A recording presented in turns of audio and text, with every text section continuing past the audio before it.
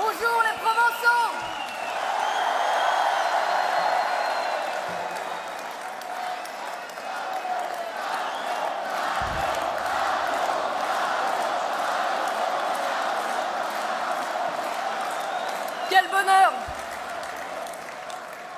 Quel bonheur, mes amis, d'être ici avec vous à Marseille. Marseille, la fière, la populaire, la patriote, une de ces villes qui font partie de l'histoire du Front National.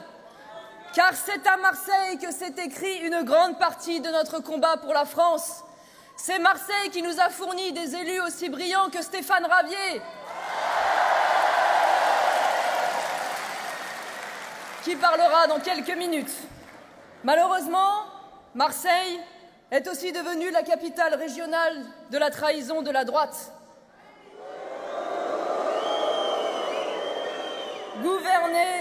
Gouvernée aujourd'hui par l'empereur de la gamelle, Christian Estrosi.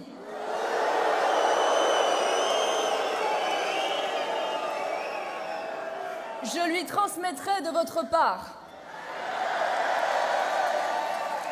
Christian Estrosi, le bébé Jacques Médecin, qui se prétend aujourd'hui gaulliste social.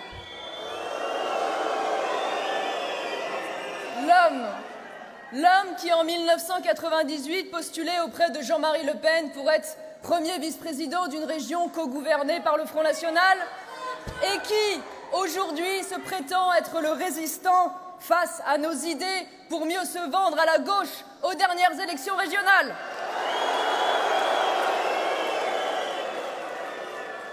Le sarkozyste, puis le filloniste, puis le juppéiste, puis le refilloniste, et enfin l'aspirant macroniste. Décidément,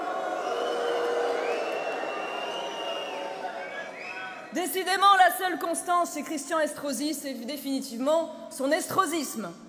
Alors, chers habitants de Provence-Alpes-Côte d'Azur, sachez que pour garantir peut-être un sous-secrétariat d'État à votre président de région, vous risquez demain de voir votre majorité régionale se mettre en marche derrière le télé-évangéliste M. Macron,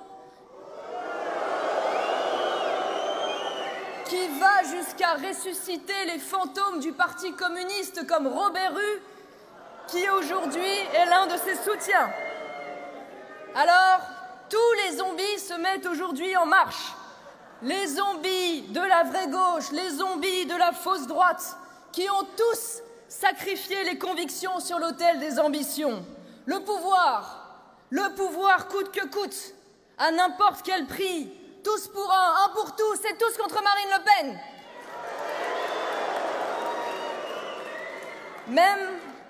Même si cela nécessite d'appeler à voter pour le dauphin de François Hollande, M. Macron, pour l'Artaud, la Faucille, ou pour le général Alcazar, M. Mélenchon. Lui qui a voulu faire croire que Marseille était immense et rouge, alors qu'il avait fait venir de la France entière permanents politiques et syndicaux qui, de Brest à Lyon, sont les mêmes, de meeting en meeting, militants à temps plein, fumeurs de chichons, bobos à dreadlocks, qu'ils trimballent de ville en ville.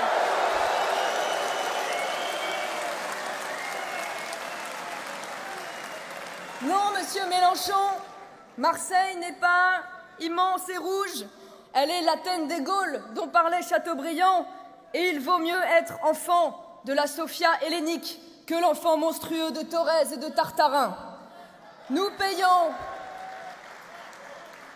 payons depuis trop longtemps déjà les agitations souvent violentes de cette extrême gauche et les renoncements de cette droite molle. À quelques pas d'ici seulement, vous en voyez les conséquences tragiques.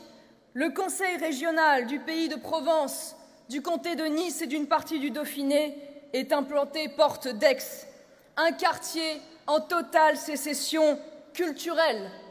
Le quartier dit préféré de Christophe Castaner, le candidat malheureux de la gauche régionale, qui aujourd'hui est le porte-parole de M. Macron. Et c'est ainsi que l'empereur Estrosi peut contempler du haut de son palais le marché aux voleurs, je pense que les Marseillais sauront de quoi je parle, le défilé de djellaba ou les vendeurs de burqa.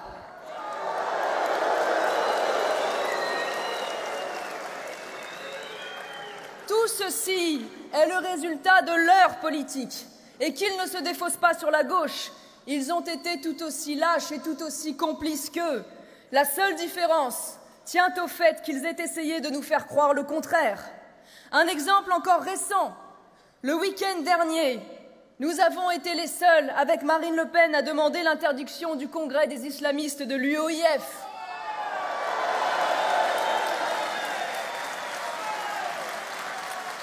Les seuls à continuer de réclamer la dissolution d'une organisation notoirement liée aux frères musulmans qui porte une vision totalitaire et conquérante de l'islam.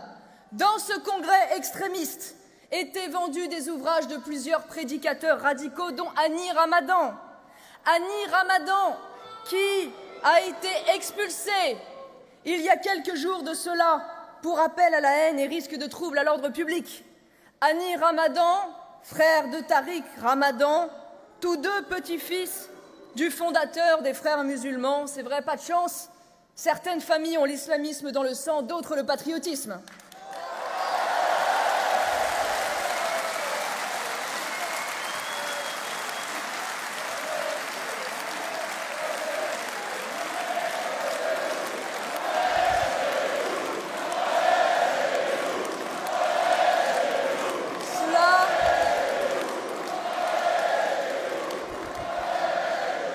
Cela fait des années que cet islamiste est reçu dans de très nombreuses mosquées françaises sans que ni les gouvernants, ni les préfets, ni les élus locaux ne bougent. Paix sociale oblige.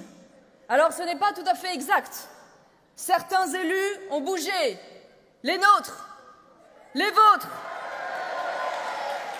Lors des élections régionales, pour ne vous citer que cet exemple, nous avons été les seuls à dénoncer les accointances d'un imam de Nice, l'imam Sadouni, avec Annie Ramadan, qu'il avait longuement reçu. Et pour ce fait, nous nous sommes fait attaquer de toutes parts, y compris évidemment par Christian Estrosi, qui a volé au secours de cet imam. Lui, comme de très nombreux élus locaux, qui entretient les meilleures relations du monde avec l'UOIF local, dont il finance les associations, quand il ne finance pas carrément indirectement les mosquées par la violation de la loi de 1905. Alors pour ce faire, ils ont tous jeté en chœur l'anathème sur nous. Islamophobes, islamophobes, l'insulte facile qui permet de se dispenser d'argumenter sur le fond et d'éviter d'avoir à se justifier de son bilan. Et pour cela, parce que c'était bien pratique, ils ont inventé toute une déclinaison de phobies. Ici, par exemple, dans cette salle, vous auriez des europhobes, des transphobes, des xénophobes, des islamophobes. Et oui, vous êtes tous des malades mentaux. Puisque vous êtes tous des phobiques. Vous avez donc une peur maladive, une peur irrationnelle, et à ce titre, il est parfaitement inutile de débattre avec vous, puisque vous ne seriez pas sains d'esprit. Un peu comme les opposants sous l'URSS qu'on envoyait réfléchir sur les vertus de la démocratie organique dans des asiles psychiatristes, une vieille technique de la disqualification de l'adversaire. Il n'empêche qu'en dépit de tout cela, cette UOIF a appelé avant-hier à voter contre nous. Merci, merci beaucoup d'avoir désigné à travers cela le seul adversaire qui luttera véritablement contre l'islamisme.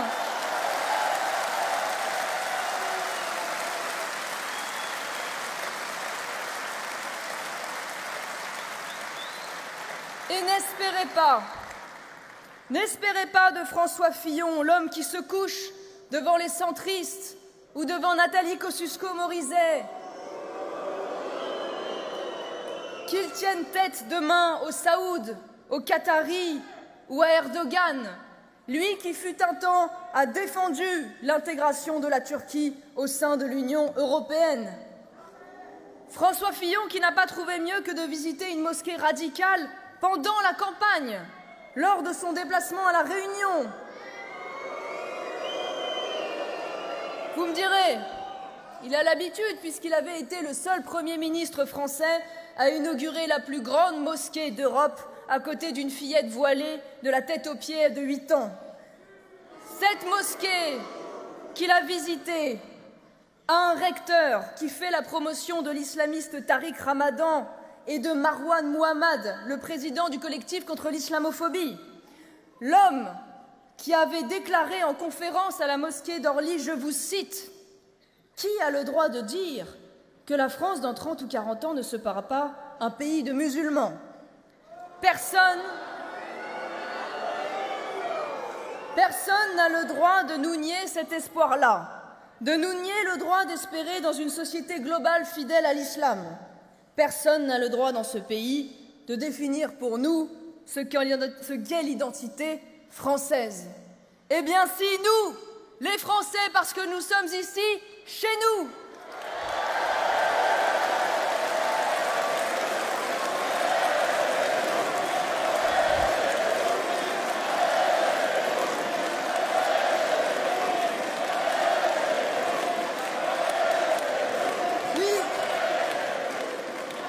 nous sommes chez nous. Nous sommes chez nous et nous avons un chef qui sera bientôt le rempart de la France et des Français contre tous les acteurs de la destruction de la nation.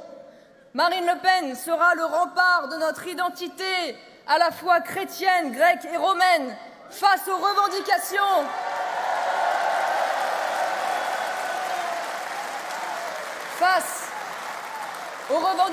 politico-religieuses des islamistes dans les écoles, dans les entreprises ou dans l'espace public. Elle sera le rempart des Français musulmans patriotes et sincères dont les harkis nous ont donné un si bel exemple.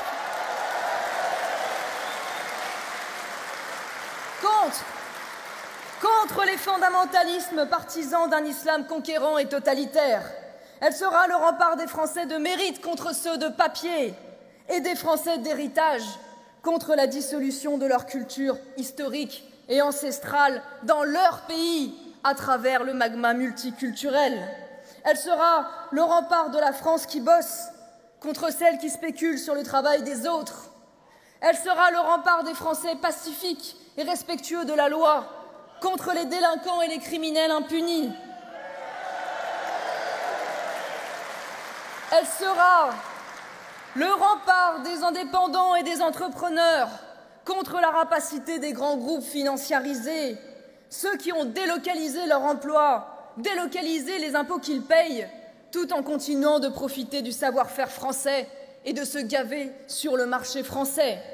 Elle sera le rempart des campagnes et des territoires oubliés contre la disparition des services publics, des délocalisations ou de la mort programmée de notre agriculture.